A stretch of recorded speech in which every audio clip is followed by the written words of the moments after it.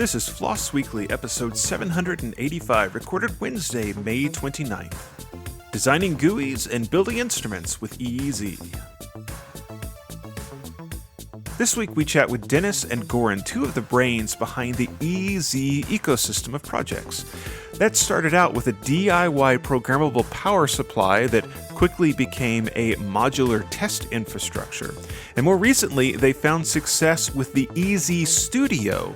And that's a project for designing GUI and workflow for embedded applications. It's a lot of fun. You don't want to miss it, so stay tuned. Hey, it is time for FLOSS Weekly. That's the show about free, Libre, and open source software. I'm your host, Jonathan Bennett.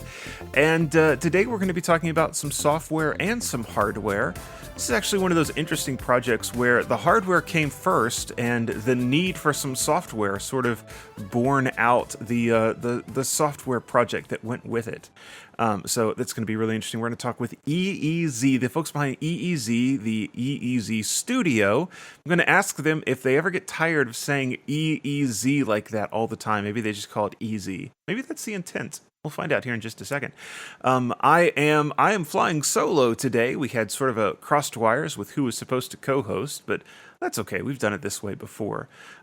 So our guests today, let's see, we've got Dennis and Goran, and I believe Dennis is the guy behind EEZ, and then Goran is one of the high-profile power users, I was told, and so they're going to give me their perspective on what's going on here. Now, just a note, we lost a tiny bit of audio at the beginning of Dennis's answering this question. And the context that you missed is he's talking about designing and building the very first programmable power supply, the EEZ H24005, which is a mouthful of a name, and he talks about that. So that is what he's talking about, and the rest of the interview goes great. I'm not going to waste any more time and going to go ahead and bring them on. So Dennis and Goran, first off, welcome to the show. Let me start with Dennis, because this is originally kind of your brainchild, right? Give us that first story. Like, what problem were you trying to solve, and you kind of put some hardware together? How did all of that happen? And okay, I started with Mission Impossible, and the company's name NVOX, and that EEZ came from NVOX Experimental Zone. So actually, I initiate experimental zone within our company. Okay, company. There is basically two of us. My colleague Martin, who is a real guru in all type of software. And software development stuff, and I actually try to, from other side, to see what I can do on the hardware part. Actually, I did something with electronics many years ago before I started with that adventure. And step by step, I start to put something together. There was a lots of wandering around what should be done in that about that project. And from the very beginning, I actually decide to start to post my adventure on the couple of sites. One of them it's also Hackaday, and another prominent it's that EV blog from Australia. And community starts to gathering about the project. They also help me to somehow to redefine some ideas, to redirect me from some dead end and stuff like that. And again, step by step, it starts to materialize something what looks usable or functional. Okay, anyway, I started to do that to really serve all my wishes and requirements in that time, and even beyond that, even something what I cannot imagine in the time. So I really try to do something what is flexible and programmable. And when we talk about programmability, I think in first place about that connectivity with the PC, and so some kind of remote control, so that you can take control over the unit, the device, and remotely program that from your PC. Something what is happened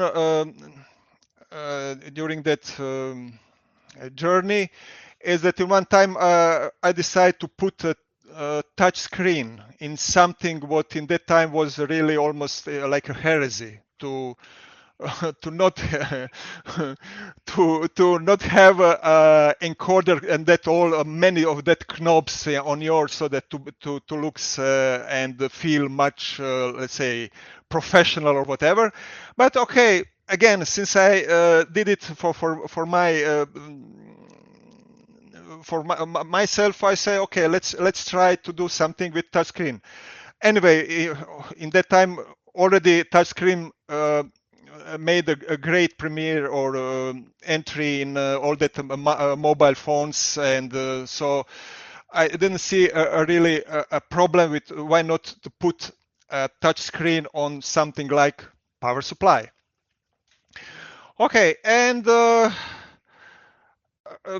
community responded very well about that, and they encouraged me to launch even the crowdfunding campaign, what we really did on the crowd supply. I don't know if you know about that. It's not like Kickstarter or Indiegogo, but for let's say like for open source projects, it's probably the first place where one should go. Yeah. What else to say? I was surprised with the result of the crowdfunding campaign. It was, at least for me, it was a great success. We actually got almost three times more funds than what we initially asked for, and we also successfully fulfill the campaign. And that is the first part of the hardware story. Immediately after that, I actually starts to think about what could be done in a better way of what is done in that first project. The first project was okay. The name is okay, a little bit awkward, like age 24005. So it's age for the hybrid. 22 it's like a 2-channel, 40 it's 40 volts, and 05 it's up to 5 amp. So okay, makes some sense, but it's not so easy to pronounce or to remember. Anyway, something what's interesting about that project is that it was built around the Arduino Due as a digital controller. In that time, it was the only 32-bit board with 32-bit MCU. All other was just 8-bit, and we actually we started first with Leonardo and Mega, and we actually went beyond possibility of that small MCUs and end up with the, let's say, like powerhouse in that way, in that time from Arduino Due. And but even that we actually pushed to the extent. So there was the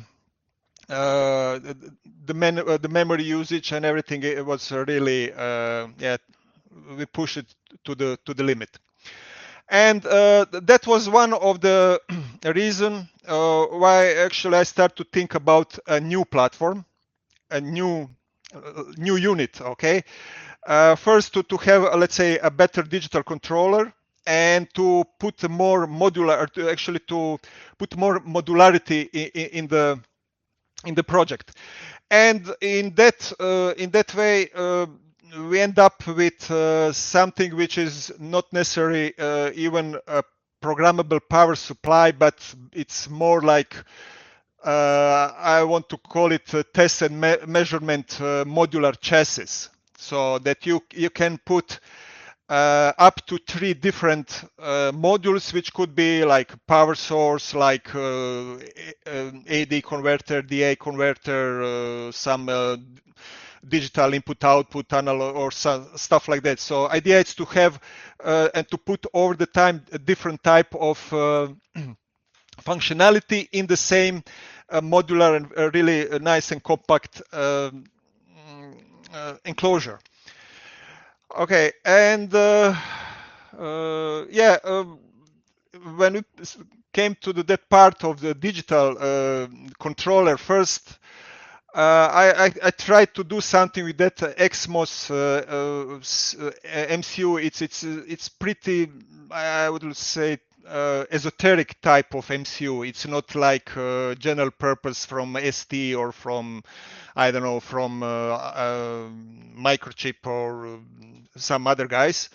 But it's something actually in between MCU, classical microcontroller, and FPGA.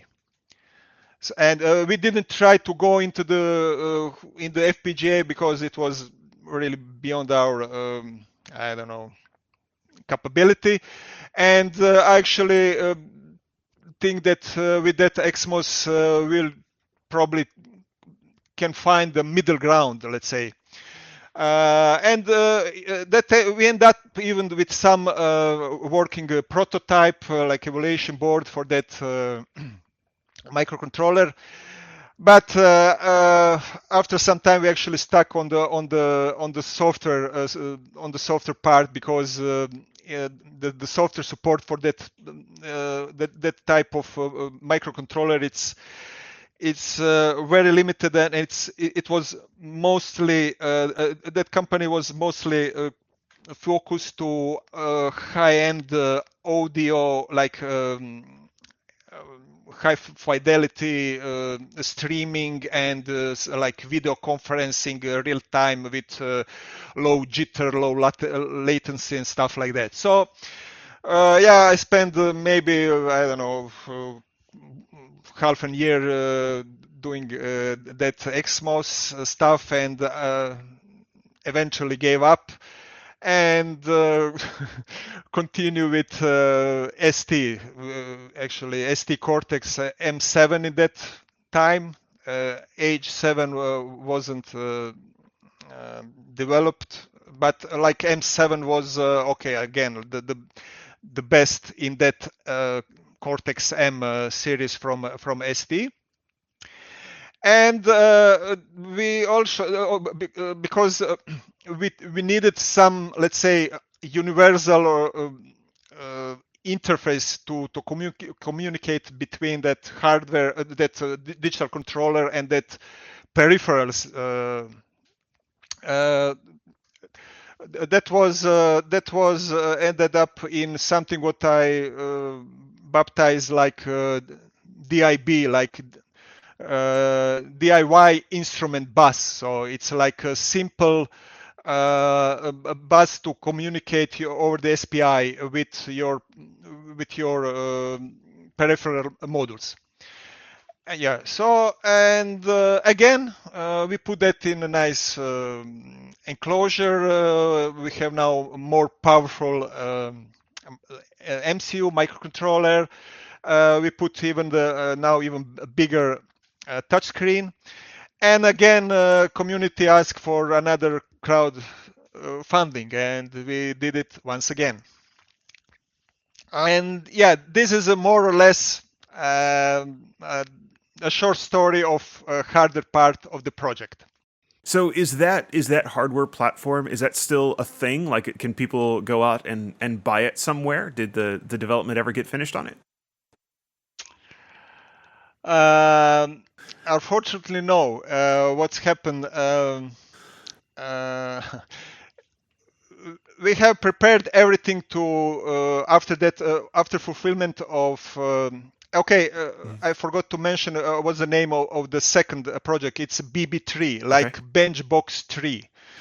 It could be even a blue box tree because it's painted in blue, but it's acronym for bench box tree. Tree means three modules, so that's and it's easier to remember that BB3 than H2405. Yeah. Yes, we actually prepare everything to go with like serial production, and then that COVID stuff came, and everything was just broken. All that supply chains, lack of many, some of the components finally starts to be available again to the end of previous year. So there was a really a long pause in and it was really understood. Yeah, it was impossible to do anything in that sense. We started to think about restore production from our side, but in the meantime, as we learned, many people, because it's really hardcore open source, so that means it's open to the hardware and everything is open, right? Best. Yes. To the extent, to the biggest extent. So you can just go to GitHub and get all what you need, included how to build that enclosure and all that wire harness for connecting everything and stuff like that. And some people in the meantime successfully assembled the unit, and not just that, some of them even start to build their own module which is compatible with our really cool. hardware. So that was actually one of idea to have something open and available to anyone to start to experiment and stuff like that. So in that sense, the project on the hardware part, it's still in, let's say, officially in the limbo state, but it's not completely, let's say, retired or stuff like that. Actually, the hardware piece here sounds really interesting, and I'm kind of excited to maybe eventually get my hands on that, because I've got a little cheap Chinese power supply for doing stuff, and it's got a voltage and amperage measurement built into it, but it's really bad. It's really the hardware is terrible. Yeah, I know. And so having something that would be better and open source, that'd be great. Imagine that. Yeah. It's a really small powerhouse. It's packed with so many features. Even many of that it's really unnecessary. We just put it because we can. We don't have any commercial or marketing limitation to say, this is not feasible for. We are not corporations, so we really played with that to the. Yeah. To the biggest extent. I eagerly anticipate then these things once again being available. I think that would be great. So I guess the other part of the story is the software side of the story, and there was just kind of was it just a spin-off of trying to do the hardware, and that's the EEZ Studio? Yeah, we started. Yeah, it's like a spin-off or like sidekick or whatever, or something. Because I started with develop that hardware, and in one moment of time when you realize that all that analog linear part and that power part works properly, and we have some, let's say, basic connection with that microcontroller. You need something more than hello world in that sense. Hello world will be just set voltage and get or set ampere current. It's not something what will be satisfactory for me. And Martin, my colleague, start to create a firmware for the project. And since we pretty early start to work with touchscreen display as a main interface with the unit. Starts in that the whole thing starts to be pretty complicated, because it's not so easy to put something nicely on the screen and to have some you need some let's say decent appearance, and some user experience should be let's say something what at the end will not put in question the functionality during the operation and stuff like that. And also from other side, because one of my let's say pretty high priority request was to have remotely controlled unit. We also need some software to control that unit. So, okay, on that side, there was a couple of and they're still available solution. Like probably the most famous is National Instruments LabVIEW. But it's okay. It's, if you ask me, it's really outdated in design. It's bulky, expensive, and of course, it's not open source. So it's not open source, and so we started to work on something what is let's say which has two main parts. One is part to provide control, remote control of the unit, and another one which allows us to fast in a easier way develop it all that graphical user interface on that on which will be display run on that touchscreen display. And and we started to do everything from the scratch. So there was also some tools available for embedded GUI development, but again it was I don't know, it was limited because none of them was open source.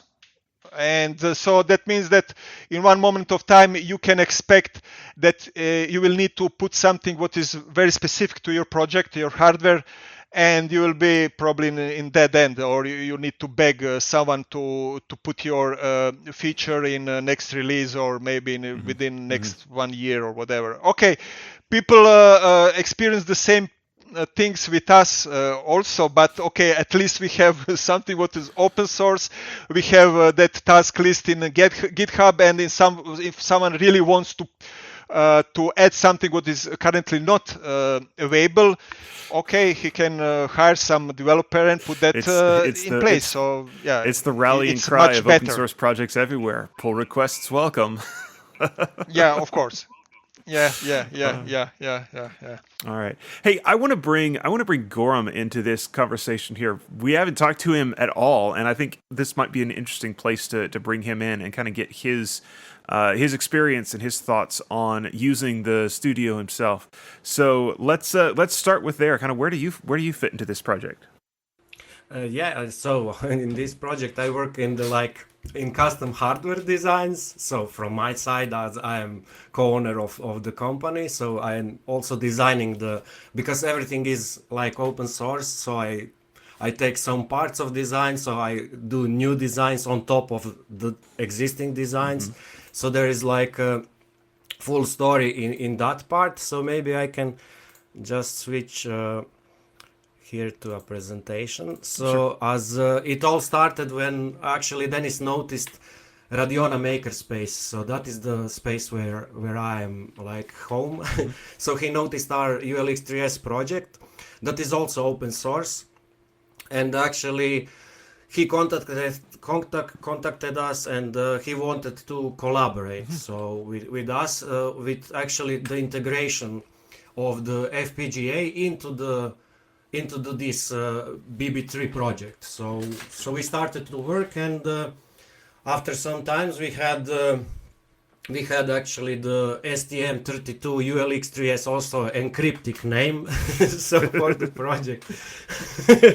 And the main goal was actually to get the picture to combine. So STM would be doing everything that is does currently in the BB3. So it is doing the all the stuff, but we wanted to integrate like the part that FPGA could do. So this is something like fast signaling, oscilloscope, spectrum analyzer or something.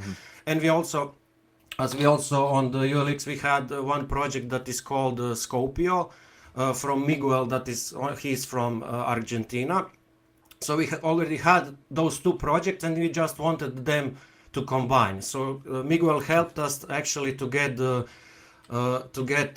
those things combined, and we actually got it to the place like it boots and it shows the picture of the Scopio in the background, and we can control that scope with actually BB3, or switch just to normal power supply or whatever, because BB3 now can do many things, not just the power supply.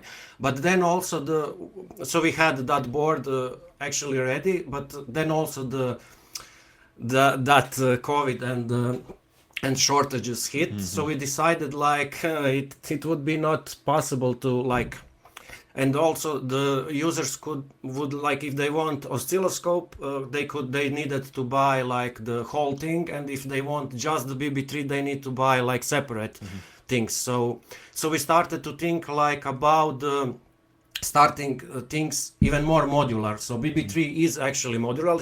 It has modules, but the main board is actually only one board. So we wanted to be modular. And at that time, I actually started the project that is called ULX4M. So with that project, we put the FPGA, bigger board FPGA ULX3S to a modular form factor. And that form factor was actually CM4 compatible. So because we decided to, we decided to go with compatibility, because there's really a range of base boards that we can actually use even outside of this BB3 project. So after I created this ULX4M board, we started, and this is currently in ending stage, because we have two versions of this ULX4M board. So it's almost available for the crowdsource campaign, but we are still waiting a bit. So when I had that finished, I started with the base board for BB3. So recently we got it we have the base board for the BB3 that is CM4 compatible, so we can put actually Raspberry Pi in it and boot it and show it and also Martin at that point was helping me.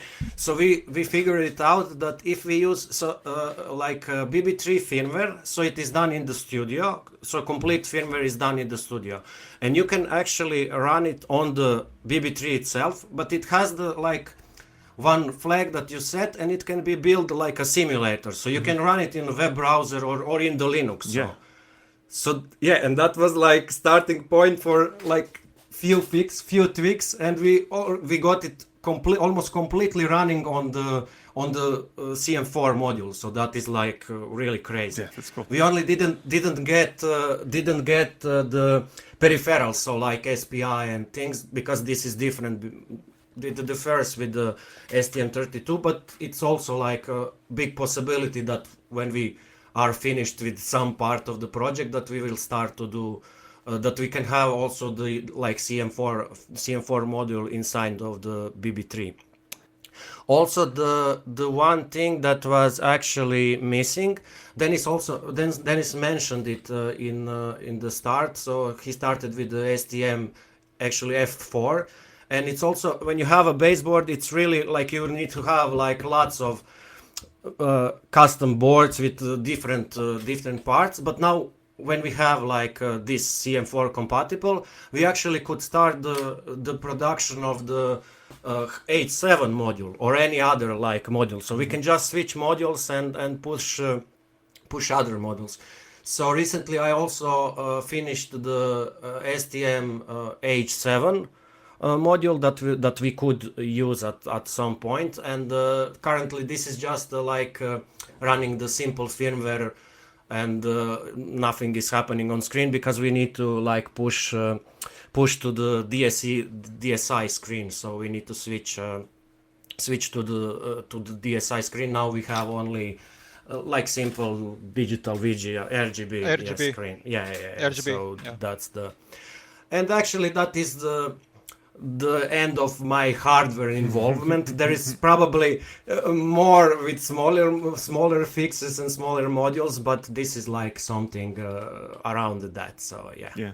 I am intrigued by one thing, where you're looking at using the Raspberry Pi and talking to some of these hardware interfaces with your firmware.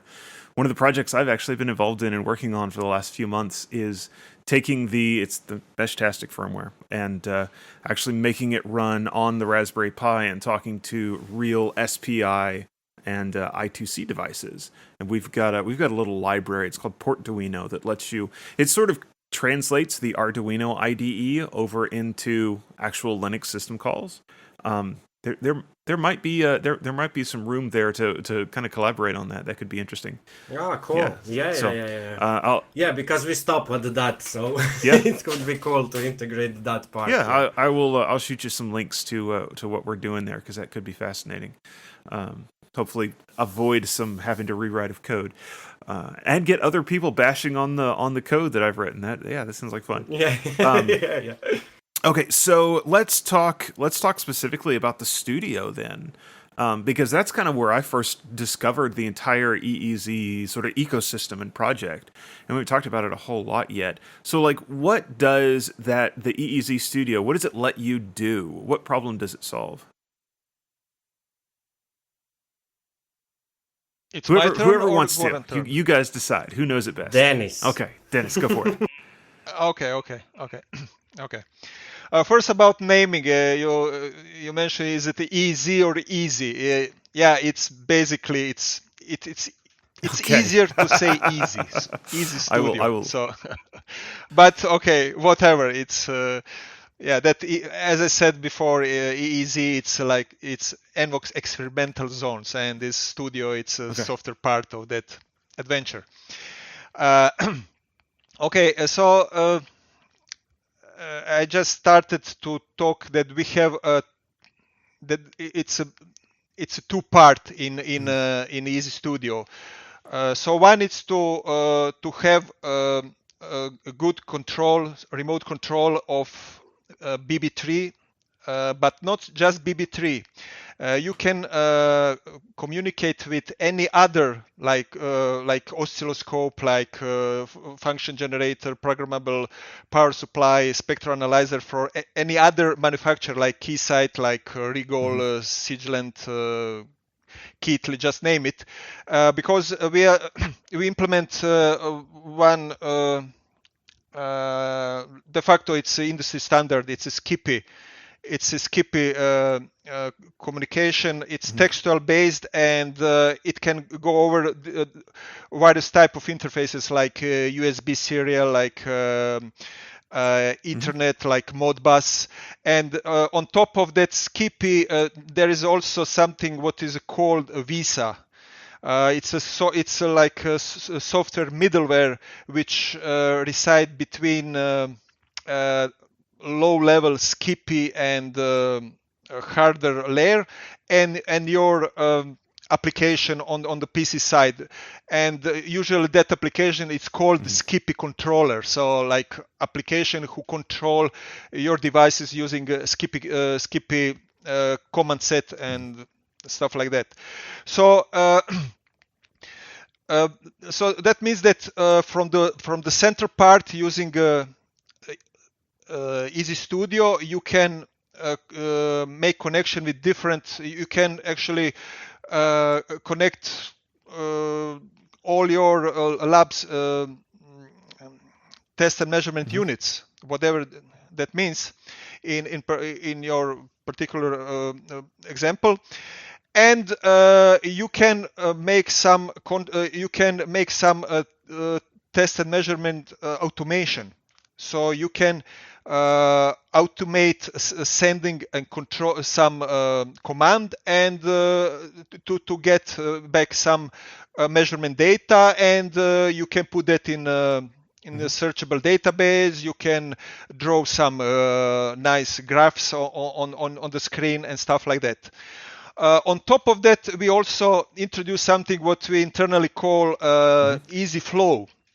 So that flow is flowcharting or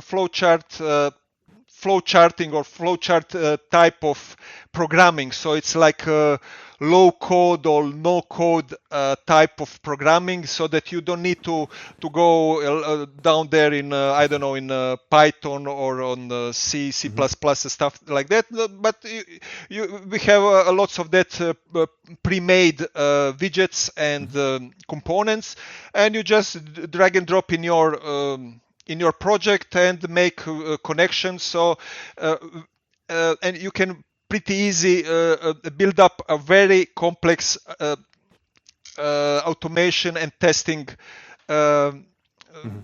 environment. And we use that part of the EEZ Studio even to test in production. When we were in production of all that part of the BB3, all that modules and everything, we just sent to our PCBA vendor to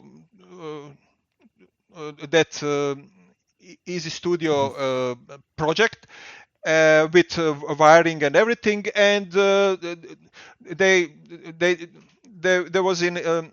were in a position to automate everything and deliver to us assembled, tested, and calibrated modules. So that normally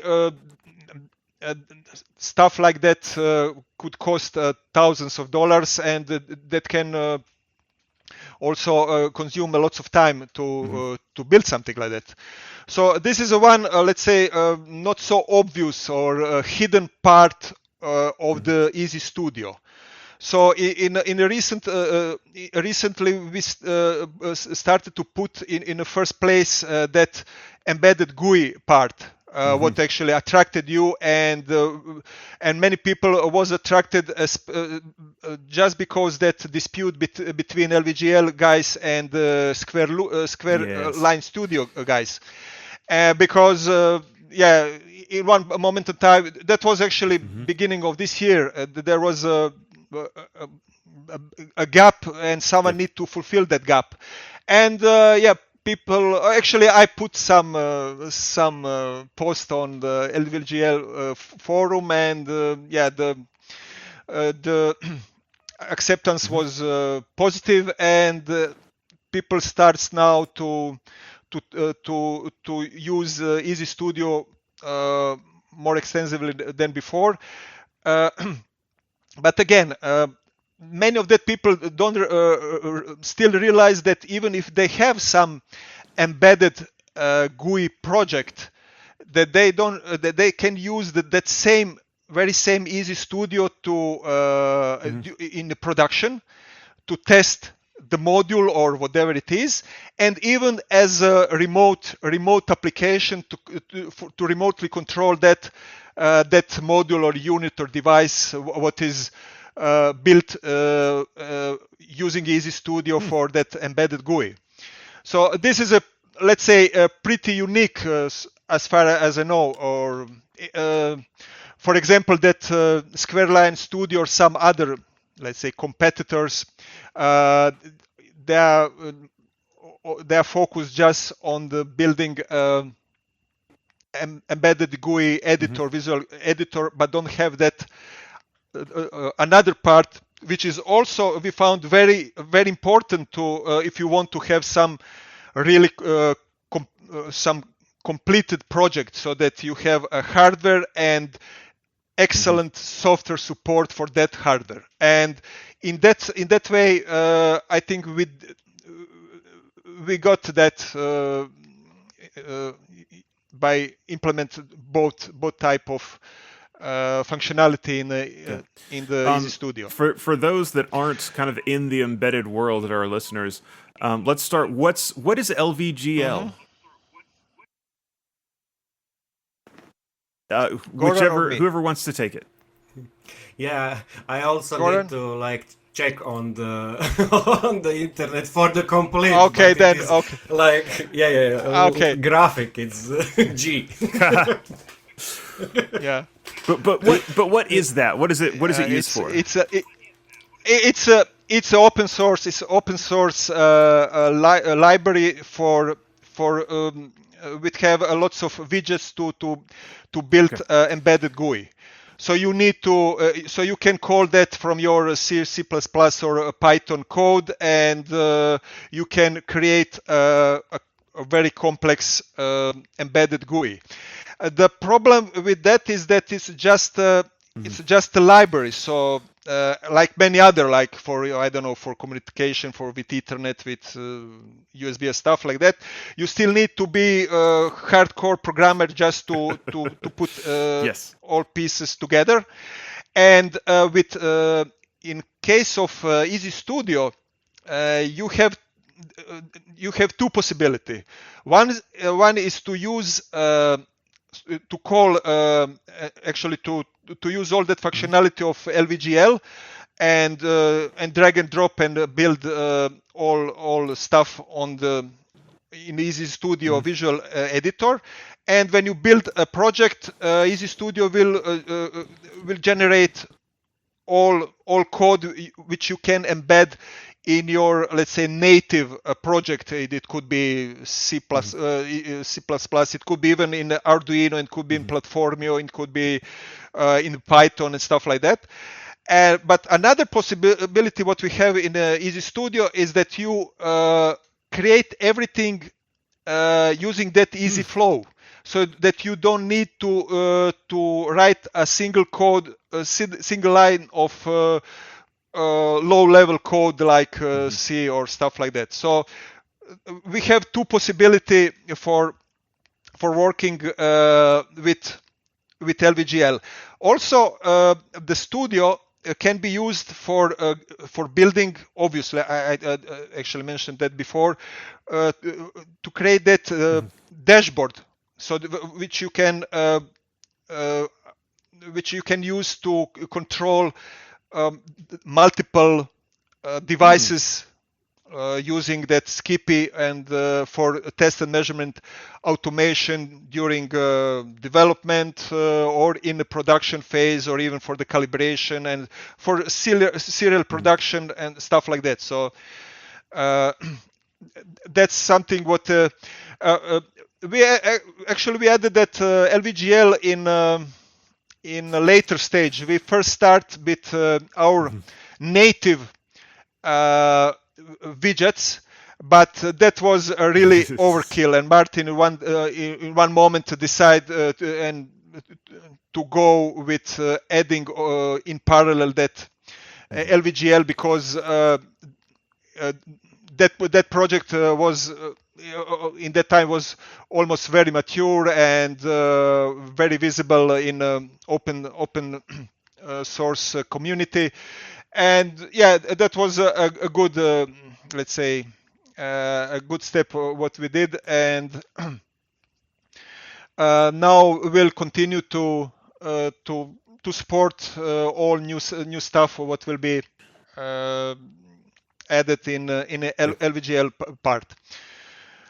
Something what's also important, I think, or something what is good to mention, that EEZ Studio, it's cross-platform, so you can run it on the Windows, Linux, and Mac.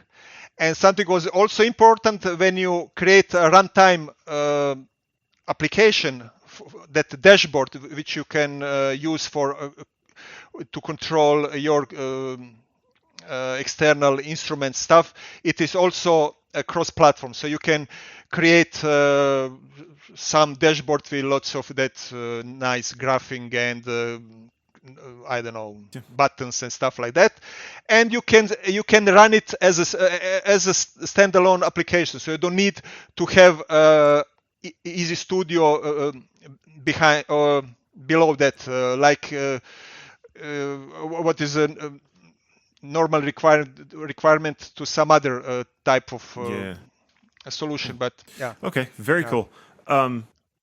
So I've got a note here to ask Goran about his use of EEZ Studio. Is there a story there, something particularly interesting that you are using this for? And with there we go. The mute button. I need to unmute myself.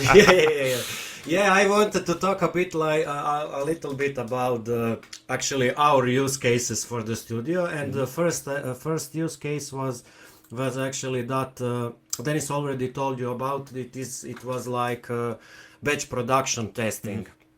So at that point in time, so we had like the script for the batch testing that was done by our good friend Dobrica Pavlinušić, and the script was good enough when I was testing the boards, because I know how it works. So I just plug the boards, see the text, and press the button, and like it's really easy to use. But once we switched to PCBA company, they were all confused. First they need Linux, then many things to run it, so it was really complex. And so I asked Dennis, could we do something, because I knew that they already had it for the BB3 project. So at that point, actually Martin was already working on it. So he actually transformed the script into the flow. So it was like he used the dashboard. So EEZ Studio dashboard project. And he actually transformed our script into the visual flow. And with that flow, we actually got the graphics for the PCBA company. So they had like really fancy graphics with all the parameters that they need to check, all the things like what they need to click. If they need to press a button, it says like press the button, or check the screen, connect the HDMI. We even had like first screen is when you have stop on some, because it goes through stages, so it has like 11 stages, so it goes through stages, and if it stop on some stage, it will tell you what you need to check on the hardware side, like check ADC or check whatever button or something. Nice. So it was really cool. And on the other side, because it was like it already had Studio has support for the saving into database. So it is really cool, because on the other side of in the other city, I can like lively monitor all those devices, so, and the status of those devices. So I know when they like do something. So what is the status actually, of the test. And like that was like mainly the first use case for us, but later I joined like in many other smaller projects, and especially when LVGL came, like this little graphic library. So they implemented the support for the LVGL, and maybe Dennis didn't mention, so when you build the LVGL project, it will be platform independent. So it doesn't fix you to a platform. So it will be built inside of one folder, and it will be platform independent. It depends on you what platform will you connect to it. So you just push the calls to the LVGL to show the screen. We have this flow actually has two calls. So one is like init, and second is like tick or something. So it's like it's doing it like in the background, and it is doing the flow. But LVGL itself, it's like platform independent. Also, the flow is completely platform independent, but you just need it set up to your platform.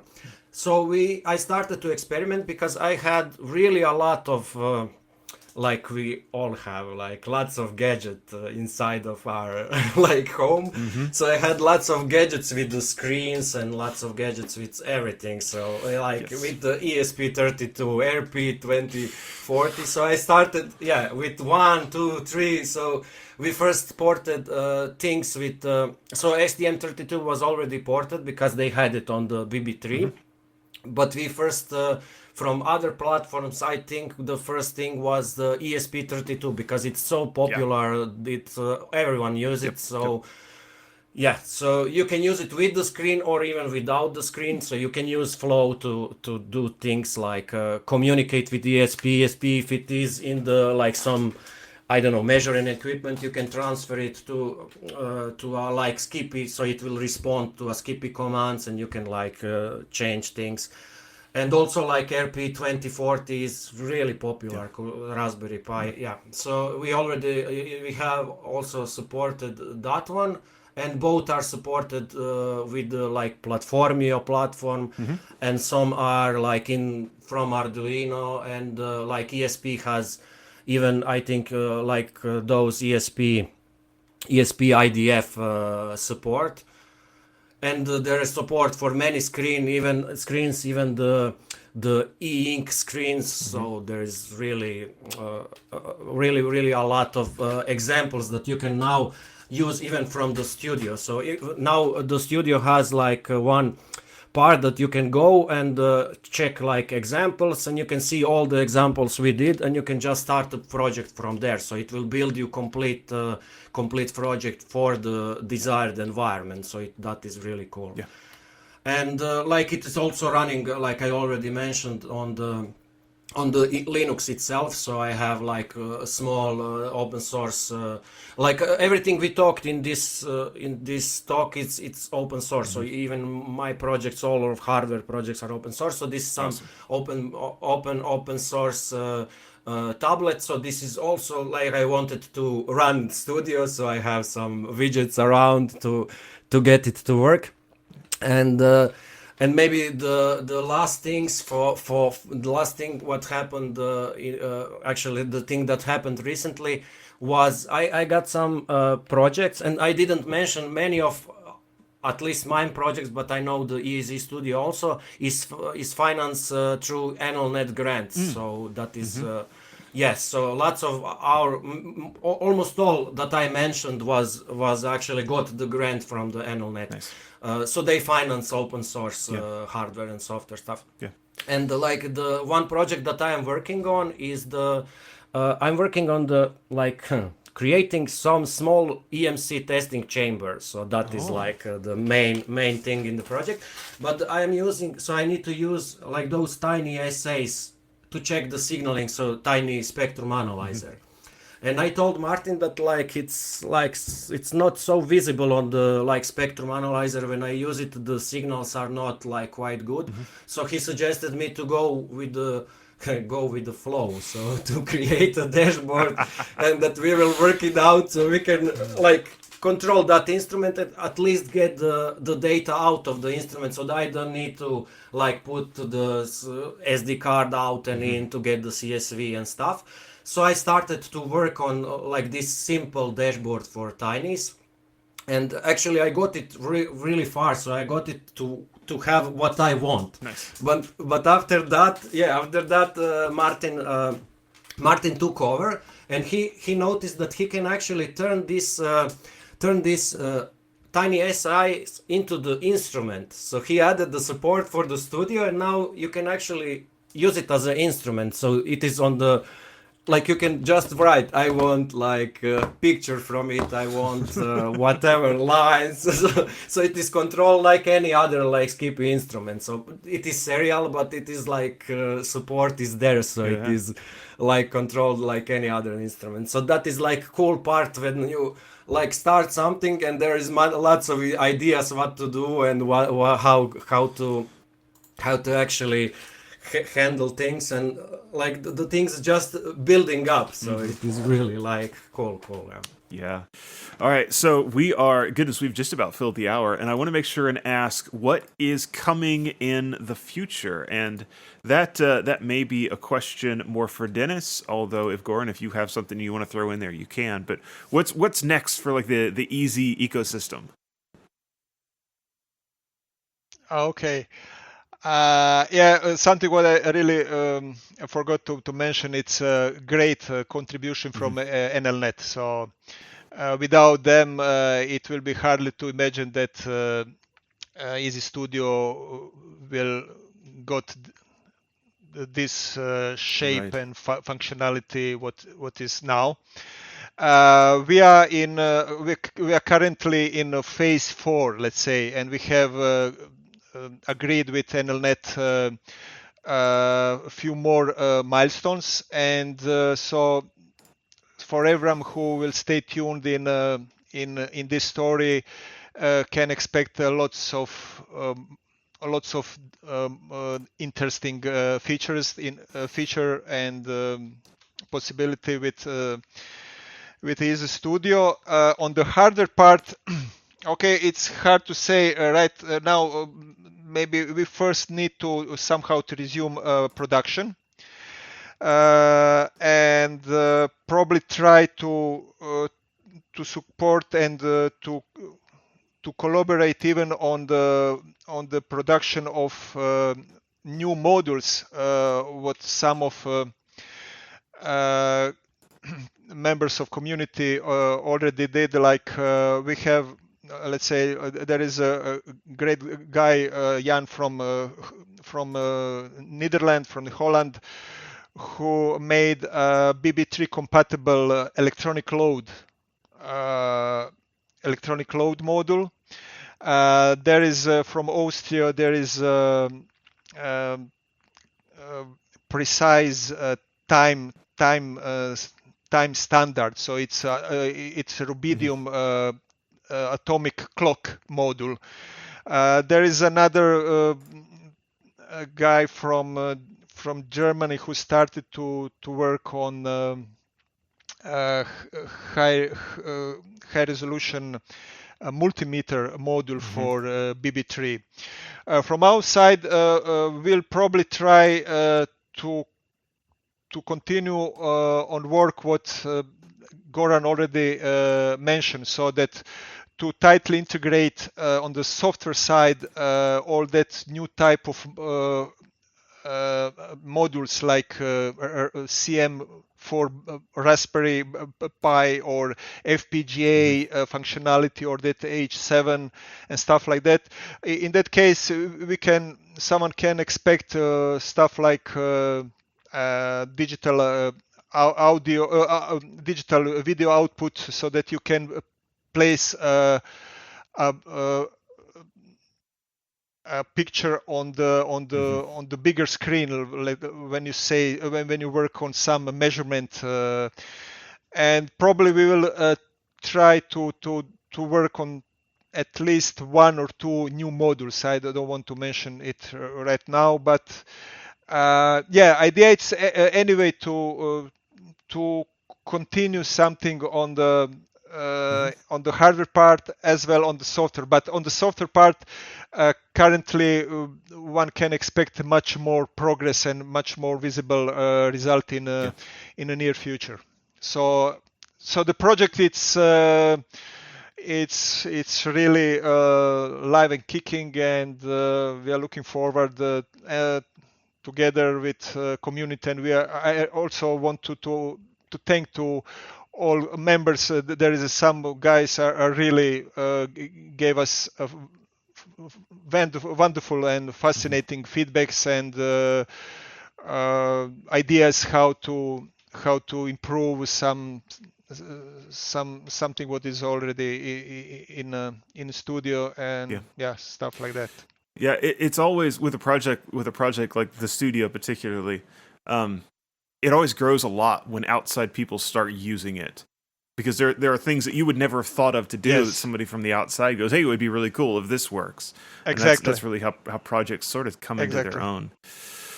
All right. Well, we are at the bottom of the hour. That means we've been going for an hour, and a couple of last questions that I want to get in right before I let you guys go. And I'm going to start with Goran, actually, and I want to know your favorite scripting language and text editor. And you guys are kind of hardware guys. So this might not exactly apply, but we'll see what we get. Yeah. Well, I am like, I do lots of languages, but Python is like simplest. So like I do C++ and JavaScript and when I need something quickly, I will use like Python, and I do it in Nano. Sorry. Sorry, VI users. No, so it's funny. Nano has been my command line text editor of choice for a long time. And I tell people, I think it's because I got started with my very earliest programming was in QBasic, the Microsoft Basic from years and years ago, and the QBasic editor looks so much like Nano. I think that's why. All right, and Dennis, same two questions: favorite scripting language and text editor. Scripting, I don't know when last time I did any scripts, but there was something small in MicroPython which is also related to BB3, because the BB3 you can create applets which can be downloaded and run on the BB3, and it can be it could be developed in the MicroPython. Editor, I don't know, it could be anything. It could be even Nano or whatever. I really don't have any preference. Something what is all right. Very cool. It has been fun to get to chat about the projects, and I appreciate very much you guys being here. Thank you so much. Thank you. Thank you. Thank you. Right. Thank you. So that was the EEZ Studio and the EEZ, I call it the EEZ ecosystem. The BB3, if you go looking for it, it's literally just the letters and the numbers. So Bravo, and then the number 3. It looks really interesting. I definitely see sort of a, I don't know, maybe hopefully a future if they can get production going again. That seems like it would be really neat to have as a benchtop power supply and testing platform and all kinds of stuff. So I'm definitely on the lookout for that one.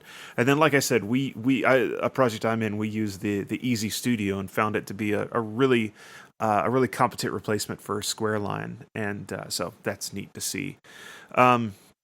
Usually I would hand it over to my co-host at this point. I did hear from Catherine, was scheduled to co-host, and she's, of course, down in the Dallas area, and they are having power outages right now, so she has no power. And we sort of decided that it wouldn't be very good to try to co-host on the show without any electricity. That would just be a challenge. Anyway, so that is the show. You can find it, of course, on Hackaday. You can find my other work on Hackaday. We have the security column, goes live on Friday mornings. And that's it. We will see you next week on Floss Weekly.